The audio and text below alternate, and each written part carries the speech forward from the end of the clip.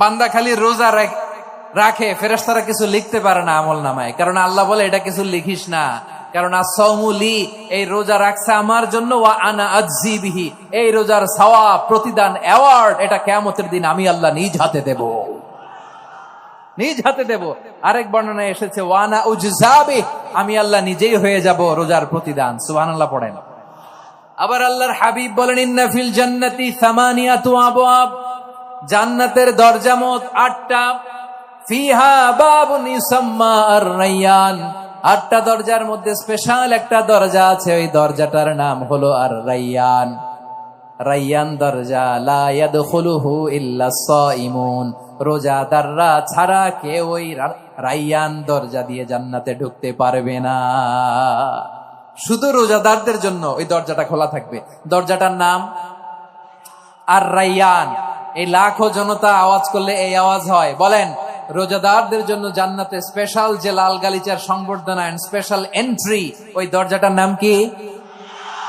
আর-রায়্যান শব্দটা কেমন লাগে? ভালো লাগে। অনাগত সন্তান যদি কারো আসে, ছেলে সন্তান, নাম রেখে দিয়েন আর-রায়্যান। পারবেন? আমাকে সবাই ধরে রাস্তা ঘাটে, বাসায়, অফিসে, আদালতে, এয়ারপোর্টে ধরলে, হুজুর আমার একটা ছেলে হবে 2 মাস পর, একটা নাম দেন।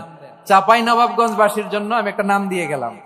সামনের 2-3 মাসে, 4 মাসে, 6 মাসে যাদের ছেলে সন্তান হতে পারে বলে মনে করেন, যদি পছন্দ হয় নামটা, নাম রেখে দিয়েন রায়্যান। কি নাম? লা ইয়াদখুলুহু ইল্লা সাইমুন, রোজাদাররা ছাড়া কেউ ঢুকতে পারবে না। মান দাখালাহু লাম ইয়াযমা আবাদা, একবার যে এই গেট দিয়ে ঢুকবে, he will never be thirsty again, তার গলা থেকে চিরকালের জন্য আল্লাহ তৃষ্ণা মিটায়া দিবে। আমরা ওই রায়্যান দরজা দিয়ে সেদিন জান্নাতে ঢুকতে চাই কি চাই না? আমার প্রিয় ভাইরা, প্রতি রাতে রমাদানে আল্লাহর ফেরেশতারা আহ্বান জানায়, ইয়া বাগিয়াল খাইরি আকবিল, ইয়া বাগিয়াশ শাররি আকসির, হে কল্যাণের পথের যাত্রী, আকবিল প্রসিড, আরো ইবাদত করো, আগাও আগাও, আরো জান্নাতের নাজ নেয়ামত কামাও। হে অকল্যাণের পথের যাত্রী, আকসির, স্টপ স্টপ, অনেক হয়েছে। আন্না, এ রমাদান এটা পাপের মাস নয়, এটা ইবাদত করে জান্নাত কামানোর মাস। চিল্লায় বলো ঠিক কিনা? ওয়ালিল্লাহি উতাকাউ মিনান নার ওয়া যালিকা কুল্লা লাইলা, প্রতি রাতে, রমাদানের প্রতি রাতে আল্লাহ তাআলা এরকম লাখো বনি আদমকে মাফ করে দেওয়ার ঘোষণা দেয়, নাজাতের ঘোষণা দেয়। আমরা আল্লাহর পক্ষ থেকে মাফ, নাজাত চাই কি চাই না? আমরা যদি নাজাত পেয়ে যাই আর কিছু চাই? কথা বলে না। আমাদের নাজাত লাগবে, আওয়াজ করে বলেন তো কি লাগবে? আর কিছু যে চাই না আমি, চাই গো নাজাত, আল্লাহ তোমার কাছে আমার এই মুনাজাত। আর কিছু যে চাই না আমি, চাই গো নাজাত, আল্লাহ তোমার কাছে আমার এই মুনাজাত, আল্লাহ তোমার কাছে আমার এই মুনাজাত। পড়েন আমিন, আর জোরে আমিন। তাহলে রমাদানকে আমরা বুদ্ধিমানের মতো কাজে লাগাতে চাই কি চাই না? হ্যাঁ, বুদ্ধিমানের মতো কাজে লাগাইতে হবে, মুমিনরা স্মার্ট হয়। এই রমাদানুল মুবারকে আমাদের কি করণীয়, কি বর্জনীয়, what to do and what not to do, এই টপিকস এর উপর কিছু কথা আপনাদের সামনে উপস্থাপন করব ইনশাআল্লাহ। ওমা তাওফীকি ইল্লা বিল্লাহ। আমার প্রিয় ভাইয়েরা, আমি আমার খুতবার শুরুতে সূরা বাকারার 185 নম্বর আয়াত তেলাওয়াত করেছি, যেখানে আল্লাহ তাআলা কোন মাসে কুরআন আল কারীমকে, মহাবিশ্বের মহাবিশ্বয় কুরআন আল কারীমকে এই পৃথিবীতে নাজিল করেছেন সেটা আমাদেরকে জানিয়েছেন। আল্লাহ তাআলা ইরশাদ করছেন, শাহরু রমাদানাল্লাযী উনজিলা ফীহিল কুরআনু হুদাল লিন্নাস ওয়া বাইনাতিম মিনাল হুদা ওয়াল ফুরকান।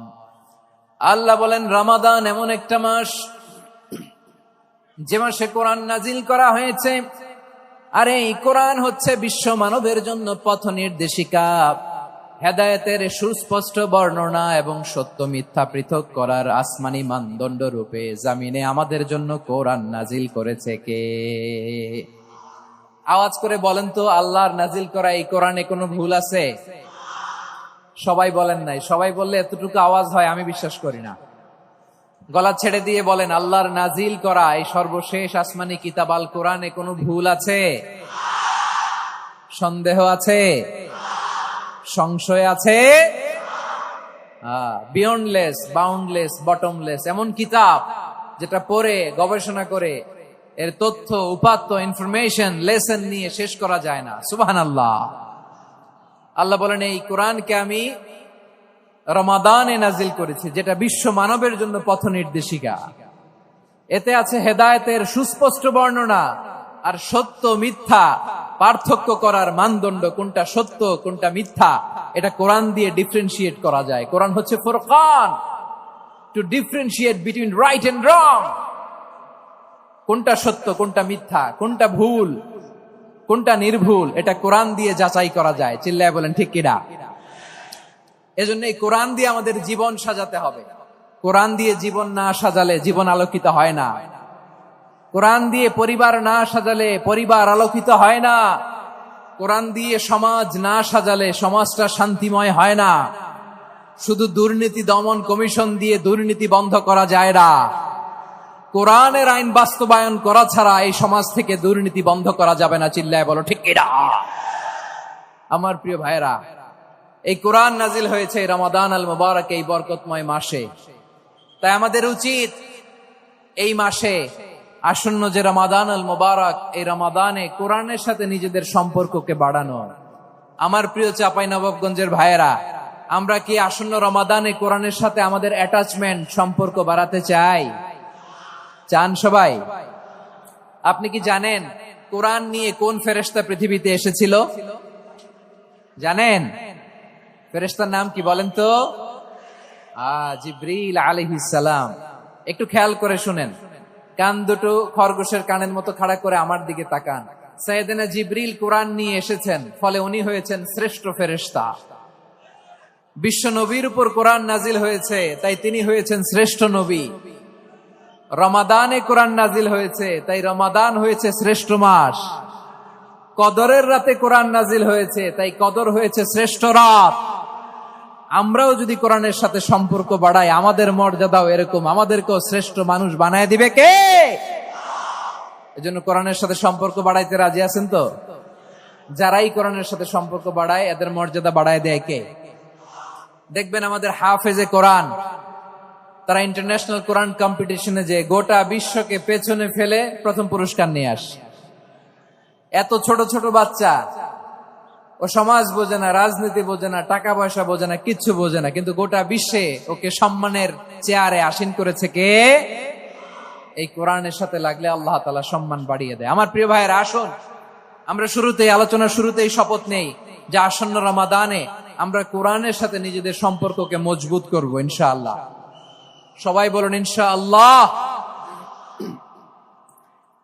শাবান মাস আসলে, রজব মাস আসলে সাহাবারা কি করতেন? আসুন আমরা দেখি কিভাবে তারা রমাদানকে ওয়েলকাম জানাতেন।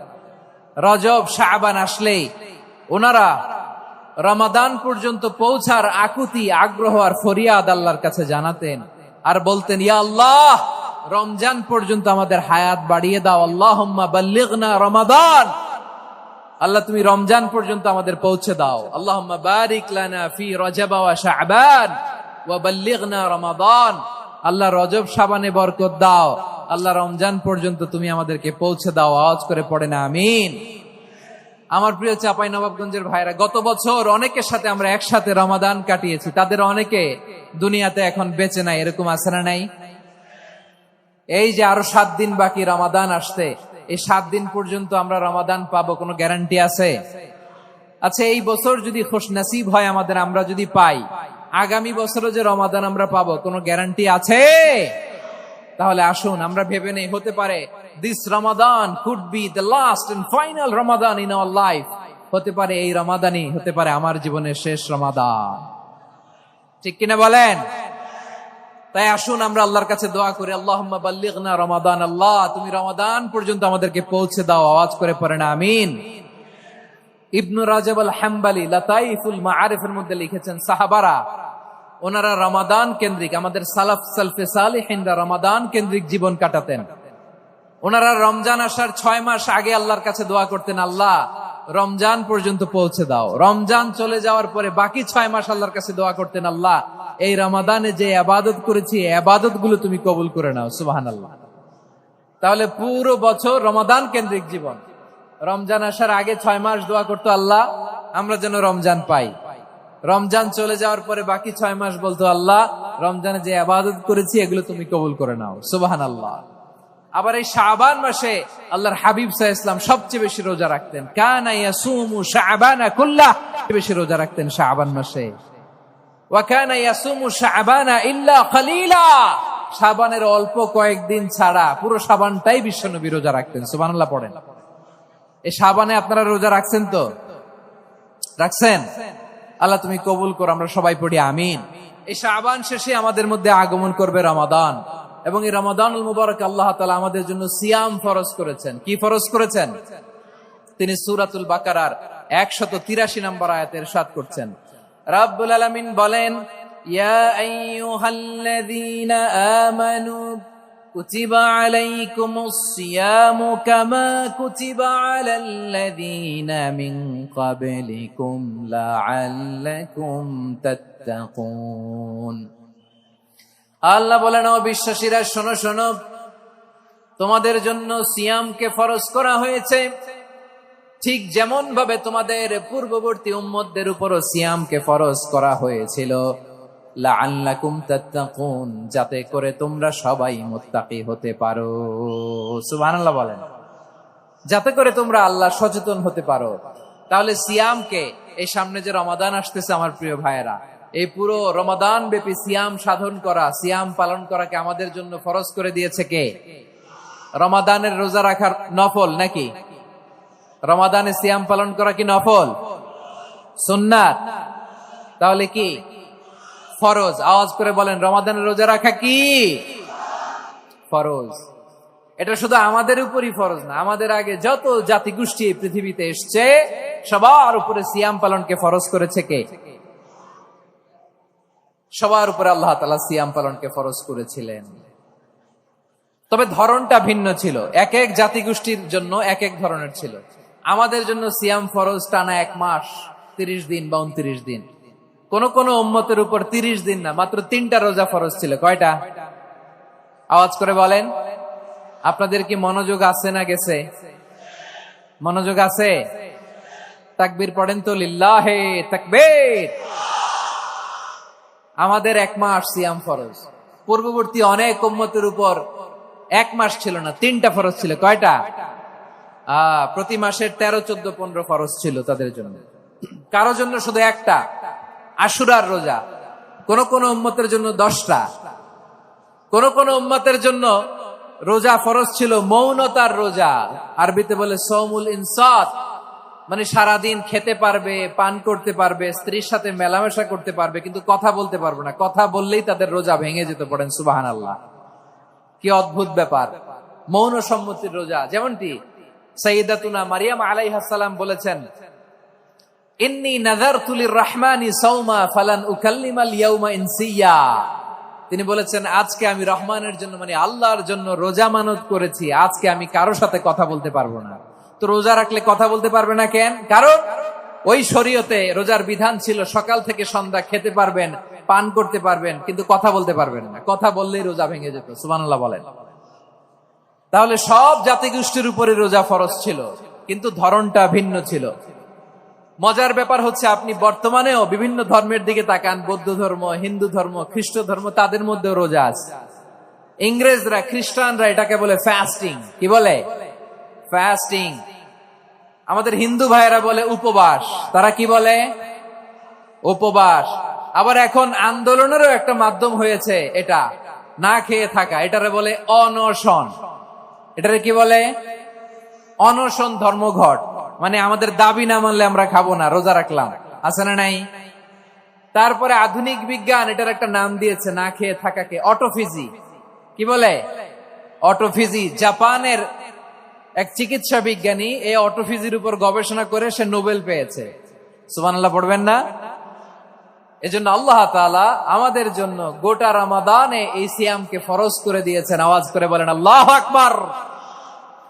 রাব্বুল আলামিন বলেন, ইয়া আইয়ুহাল্লাযীনা আমানু কুতিবা আলাইকুমুস সিয়াম, সিয়ামকে তোমাদের উপরে ফরজ করা হয়েছে, কামা কুতিবা আলাল্লাযীনা মিন ক্বাবলিকুম, যেমনি তোমাদের পূর্ববর্তীদের উপর রোজা ফরজ করা হয়েছিল, লাআল্লাকুম তাত্তাকুন, যাতে করে তোমরা আল্লাহ সচেতন হতে পারো, যাতে করে তোমরা মুত্তাকি হতে পারো। লাআল্লাকুম তাত্তাকুন, যাতে করে আমরা আল্লাহ সচেতন হতে পারি, আল্লাহ কনসিয়াসনেস আমাদের মধ্যে গ্রো করে। এটা হচ্ছে রোজার prime objective, the prime objective of সিয়াম।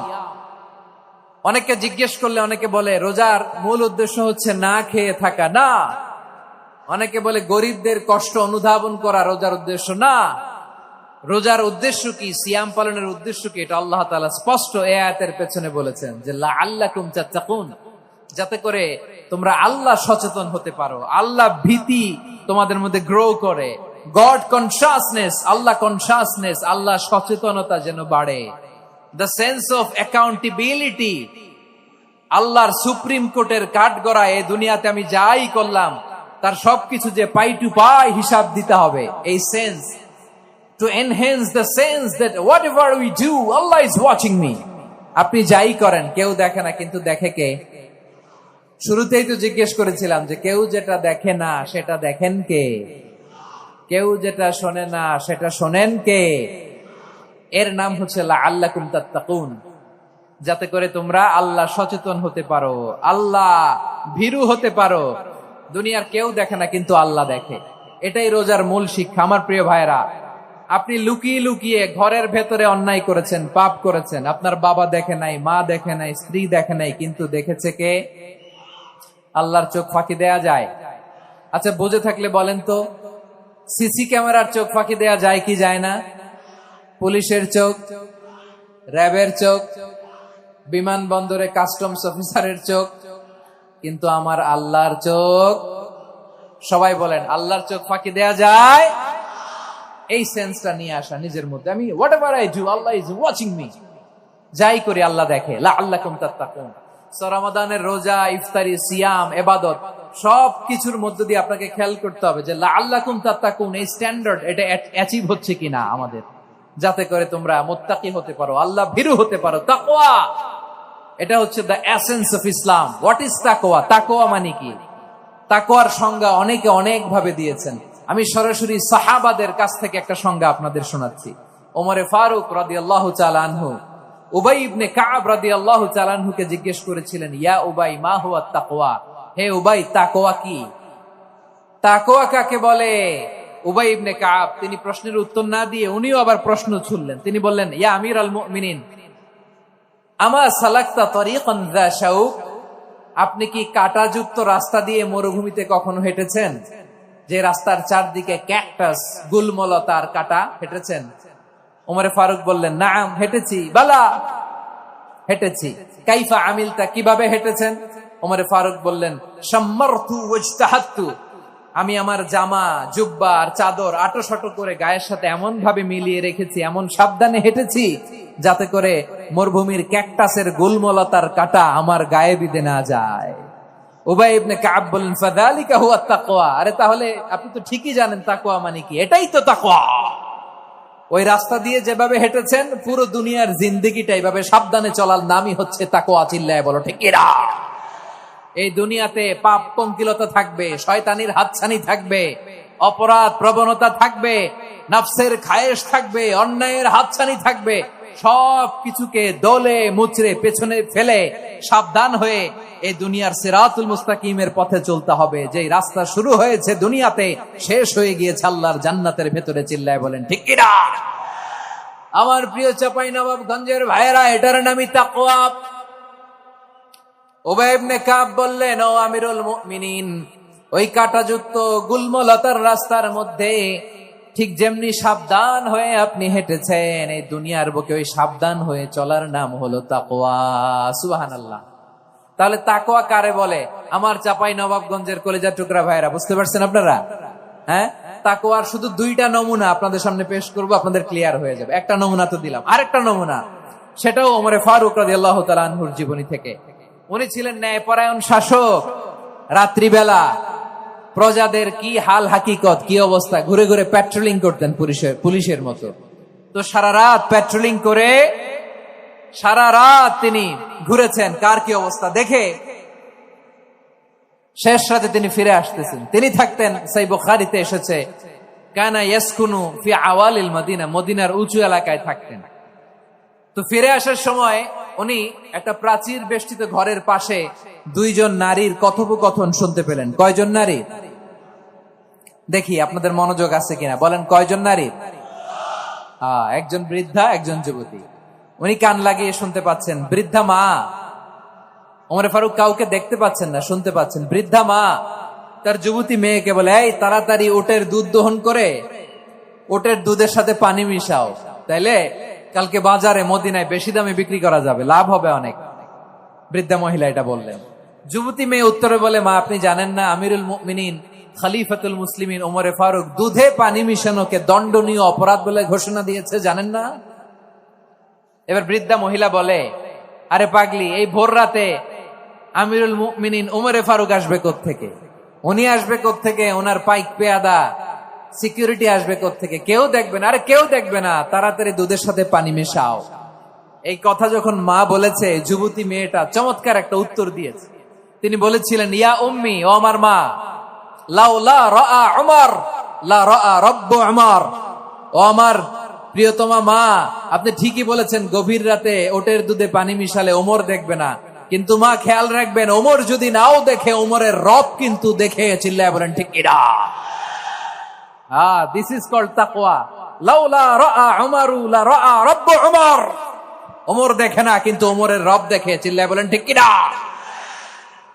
এজন্য রব্বুল আলামিন বলেন, লা তুদরিকুহুল আবসার ওয়া হুয়া ইউদরিকুল আবসার ওয়া হুয়াল লাতীফুল খাবীর। তিনি এমন সত্তা, দুনিয়ার কোন চোখ তাকে দেখে না, কিন্তু দুনিয়ার সবগুলো চোখকে, সব মানুষের অ্যাক্টিভিটিসকে, আরশের উপর থেকে সবকিছু মুহূর্তে মুহূর্তে দেখতে পান কে? তাহলে তাকওয়া কারে বলে, বুঝতে পারছেন? দুনিয়াতে সাবধানে চলার নাম তাকওয়া। কেউ দেখে না, কিন্তু আল্লাহ দেখে। এই সেন্স, এই জবাবদিহিতার ভয়, দ্য সেন্স অফ অ্যাকাউন্টেবিলিটি, এই সেন্স নিজের মধ্যে গ্রো করার নাম হচ্ছে তাকওয়া। আর এই সিয়াম পালন করার প্রাইম অবজেক্টিভ অফ সিয়াম হচ্ছে লাআল্লাকুম তাত্তাকুন। আওয়াজ করে বলেন, লাআল্লাকুম তাত্তাকুন।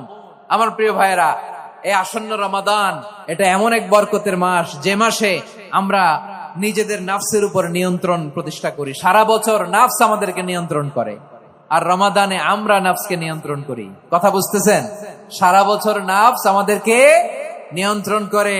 এই যে এখন আমার খেতে মনে চাইলে যে খেজুর রাখা, আমি খেজুর খেতে পারবো, নাটস আছে, বাদাম খেতে পারি।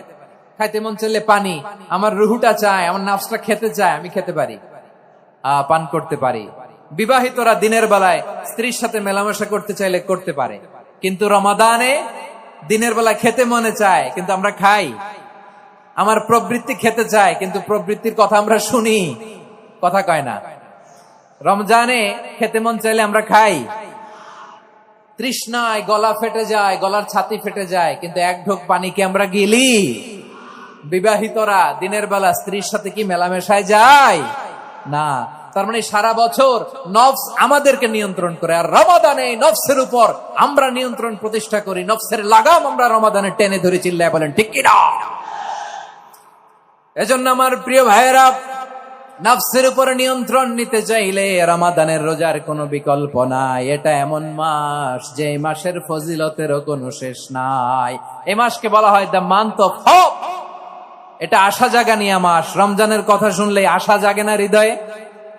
ইদা জাআ রমাদান ফুতিহাত আবওয়াবুস সামা ওয়া গুল্লিকাত আবওয়াবু জাহান্নাম ওয়া সুফিদাতিশ শায়াতিন। রমাদান আসলে আকাশের দরজাগুলো খুলে দেয়া হয়, মানে জান্নাতের। জাহান্নামের দরজাগুলোকে লক করে দেয়া হয়, শয়তানকে চেইন আপ করা হয়। ইবাদত করলে শুধু করতেই মনে চায়। চিল্লায় বলেন না সুবহানাল্লাহ।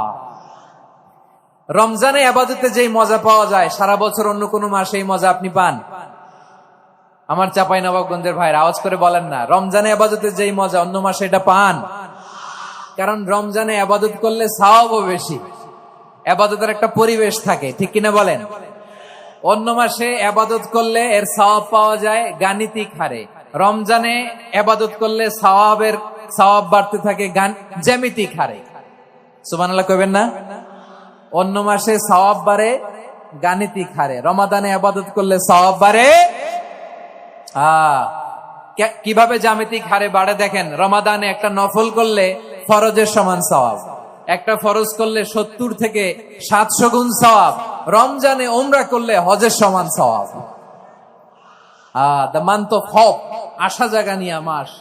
এই মাস আমাদেরকে হোপফুল করে, আশাবাদী করে। রমাদান যেমনি দ্য মান্থ অফ হোপ, আশা জাগানিয়া মাস, এট দ্য সেম টাইম এই রমাদান হচ্ছে মান্থ অফ ওয়ার্নিং, একটা ওয়ার্নিং এর মাস। নবী যেমনি আশা জাগাইছে, আবার ওয়ার্নিং দিয়েও গেছে, খবরদার।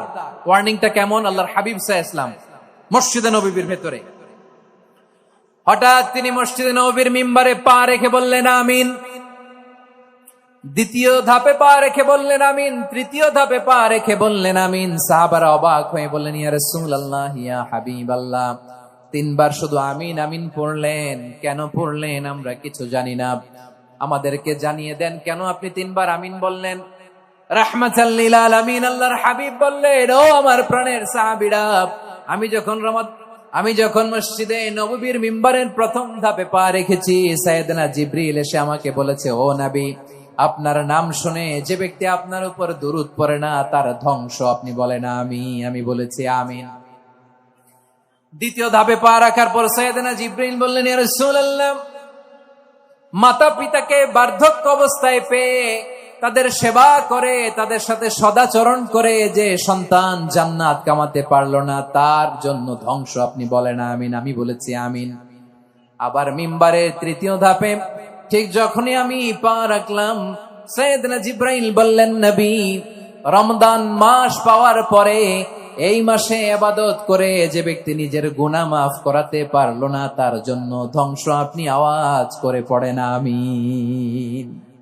কত বড় ধমক, কত বড় ওয়ার্নিং দেখছেন। যে রমাদান পেয়েছে, কিন্তু রমাদানের ইবাদত করার মধ্য দিয়ে সে নিজেকে জাহান্নাম থেকে মুক্ত বানাতে পারলো না, তার উপর আল্লাহ লানত, তার জন্য ধ্বংস।